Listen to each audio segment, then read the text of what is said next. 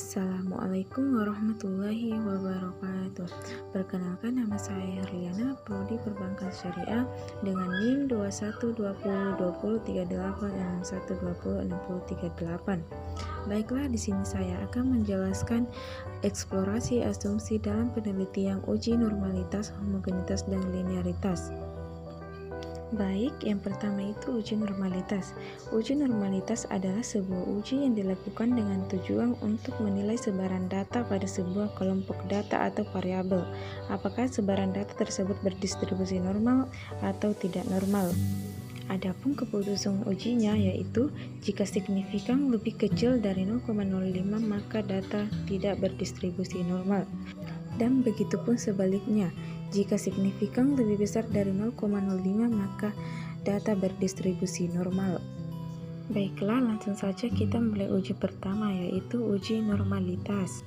Langsung saja kita masukkan variable view, terus kita masukkan data view. Setelah selesai, klik analyze, descriptive statistik, klik export. Terus dalam kolom dependent list kita masukkan Y. Terus di kolom factor list kita masukkan X1. Klik plot. Terus kita centang normality. Terus kita klik lagi continue. Terus kita klik OK. Ini adalah hasil dari test of normality, di mana sampel dari pengetahuan perpajakan 0% atau tidak berdistribusi normal. Langsung saja kita lanjut uji kedua yaitu uji homogenitas. Uji homogenitas adalah pengujian yang dilakukan untuk mengetahui sama tidaknya variansi dua buah distribusi atau lebih. Tujuan utama dari homogenitas adalah memastikan bahwa sejumlah populasi yang akan diukur adalah homogen. Adapun keputusan ujinya yaitu yang pertama, jika signifikan lebih kecil dari 0,05 maka data atau sampel tidak homogen. Kedua, jika signifikan lebih besar dari 0,05 maka data atau sampel tersebut homogen. Langsung saja kita klik analyze, terus complements. Terus kita klik one way ANOVA. Terus dalam kolom dependent list kita masukkan Y. Terus dalam kolom faktor kita isikan X1. Klik option, klik homogeneity operated test, klik continue, terus klik OK. Dimana hasil dari test of non-homogeneity variasi berdistribusi normal. Langsung saja kita lanjutkan uji kedua X2 homogeneity. Kita klik analyze, complements one y ANOVA. Dalam kolom dependent list kita masukkan X1, sedangkan di kolom faktor kita masukkan X2. Klik option, terus kita klik homogeneity of linearitas, terus kita klik continue, kita klik OK. Ini adalah hasil dari tes of homogeneity X2, di mana nilainya tidak normal atau tidak signifikan. Langsung saja kita masuk ke uji ketiga yaitu uji linearitas. Uji linearitas bertujuan untuk mengetahui apakah dua variabel atau lebih yang diuji mempunyai hubungan yang linear atau tidak secara signifikan. Uji ini biasanya digunakan sebagai persyaratan dalam analisis kolerasi atau regresi linear. Adapun keputusan ujinya yaitu jika nilai signifikan division of linearity lebih besar dari 0,05 maka hubungan antara variabel X dengan Y adalah linear. Sedangkan jika nilai signifikan division of linearity lebih kecil dari 0,05 maka hubungan antara variabel X dengan Y adalah tidak linear. Langsung saja kita masuk untuk menguji datanya. Langsung saja kita klik analyze, complements, means. Terus kolom dependen kita masukkan Y, terus di kolom dependen kita masukkan X1, X2, klik option, klik test of linearity, terus continue, klik OK. Dapat kita lihat pada ANOVA tabel, yaitu ketepatan membayar pajak dan pengetahuan perpajakan itu nilainya tidak signifikan karena 0,0%. Terus kita pindah ke kolom kedua ANOVA tabel berikutnya, yaitu ketepatan membayar pajak dan kedisiplinan itu nilainya signifikan karena 0,07%. Maka dapat kita simpulkan linearitas X dan Y ini tingkat kepercayaan 95% signifikan.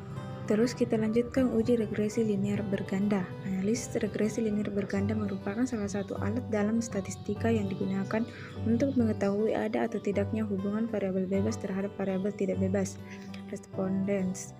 Tujuan dari analisis regresi berganda adalah untuk mengetahui signifikansi pengaruh variabel prediktor terhadap variabel dependen sehingga dapat membuat prediksi yang tepat. Langsung saja kita masuk ke datanya, yaitu klik analyze, terus kita klik regression, kita klik linear, terus dalam kolom dependen kita masukkan Y, di kolom block 1 of 1 kita masukkan X1, X2, kita klik statistik, terus kita klik confidence interval, klik collinearity, terus kita klik lagi continue, terus kita klik OK.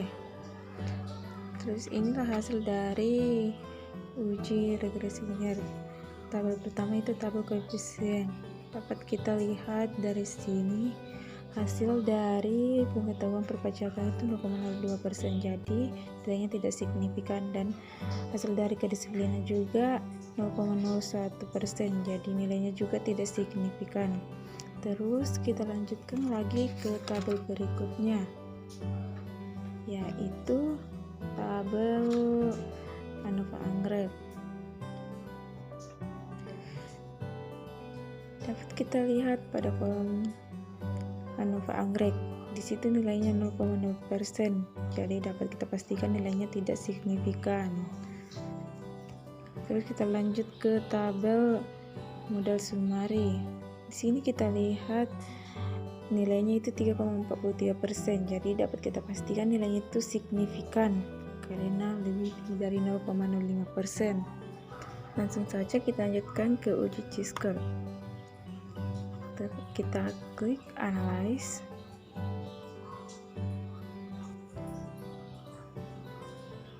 terus descriptive statistik, klik crosstab, dalam kolom rows kita masukkan Y, dalam kolom kita masukkan X1, klik statistik, terus klik Chi-square, terus kita klik continue, klik OK. Ini adalah tabel dari uji Chi-square. Pada kolom asymptotic signifikan to shaded person Chi-square bernilai 0,0%, maka ditolak. Jadi pada tingkat signifikan 5% ada hubungan pengaruh antara ketepatan membayar pajak dan kedisiplinan. Terus kita lanjut ke analisis regresi logistik. Analisis regresi logistik sama bahaya dengan regresi linear, namun dengan variabel respon independen berupa biner. Yang dimaksud variabel biner ini di sini adalah variabel random Bernoulli dengan parameter.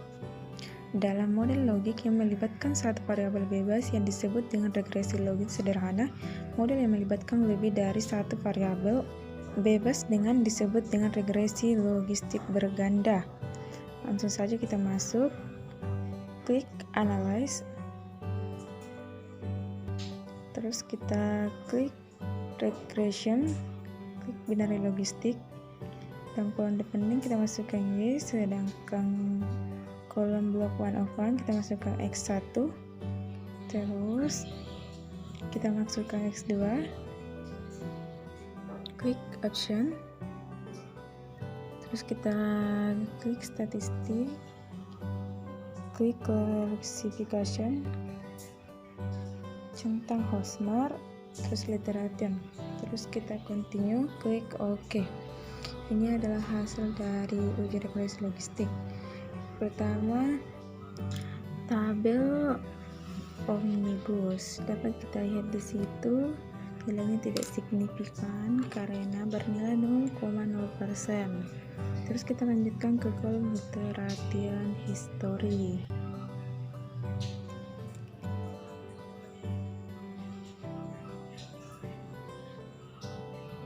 Di sini kita lihat nilainya itu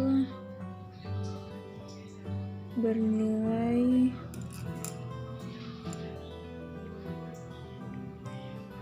signifikan karena situ nilai terakhirnya 80%.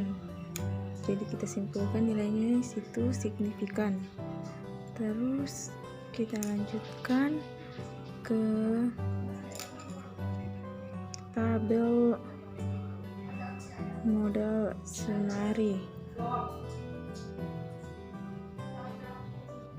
Di sini kita juga lihat situ nilainya 6,57%. Jadi nilainya itu signifikan. Terus kita lanjutkan ke tabel Hosmer. Di sini tabel Hosmer nilainya 0,05%, jadi signifikan. Terus kita lanjutkan ke tabel classification. Di situ nilainya juga signifikan karena 90%. Sedangkan yang pertama itu pengetahuan perpajakan nilainya 3, sedangkan kedisiplinan 24%, jadi signifikan semua. Terus kita lanjutkan ke variabel. Di sini kita lihat situ nilainya signifikan karena nilainya 225%. Jadi dapat kita simpulkan semuanya nilainya signifikan. Itulah tadi penjelasan dari saya. Jika ada kekurangan mohon dimaafkan. Wassalamualaikum warahmatullahi wabarakatuh.